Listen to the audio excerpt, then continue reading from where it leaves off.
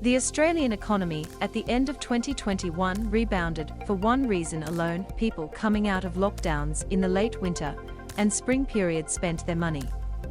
But ironically, this massive surge of growth from households comes at a time when workers are receiving a smaller share of the economy than ever before. During the global financial crisis, then Treasury Secretary Ken Henry famously advised the Rudd government that the best way to drive the recovery was go early, go hard, go households. The reason being that household spending makes up just over half of Australia's economy, and if people are spending money, then the economy will do well. The latest GDP figures for the December quarter of last year are not a case of government stimulus to households powering growth, but instead one where household spending delivered a major boon to the economy because people in New South Wales, Victoria and the ACT were able to come out of lockdown and once again spend money. In the December quarter, Australia's economy grew by an equal record 3.4%. But don't get too excited about the record. It only occurred because in the September quarter last year the economy shrank by the third biggest amount ever.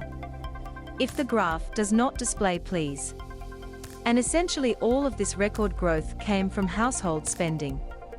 If the graph does not display, please.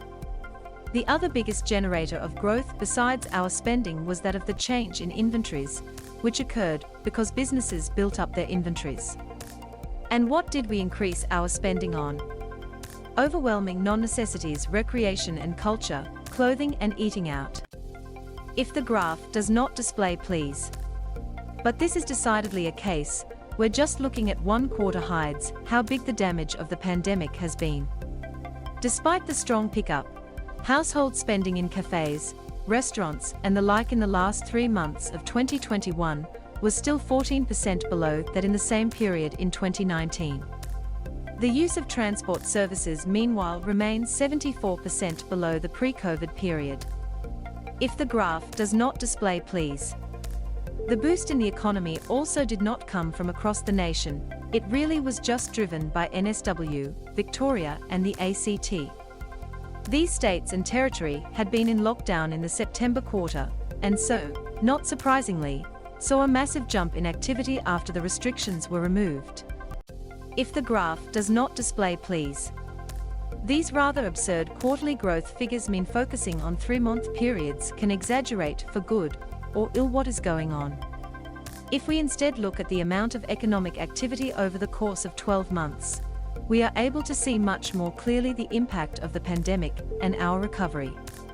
If the graph does not display, please.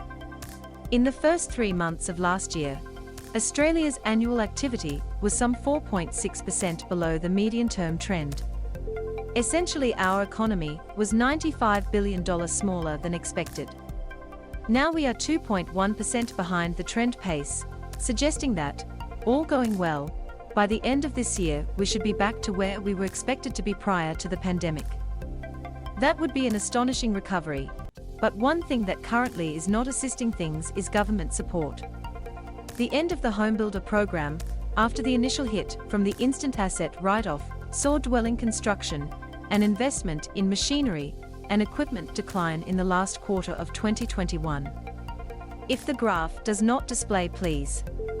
While the instant asset write-off did produce a big jump in the investment in machinery and equipment, the reality is there are only so many utes and tools small businesses can buy. That hit last year may now be followed by an ongoing slump in such investment. What we also can see is that the government spending and investment is no longer providing stimulus to the economy. If the graph does not display, please. Government spending was essentially flat, while public investment fell.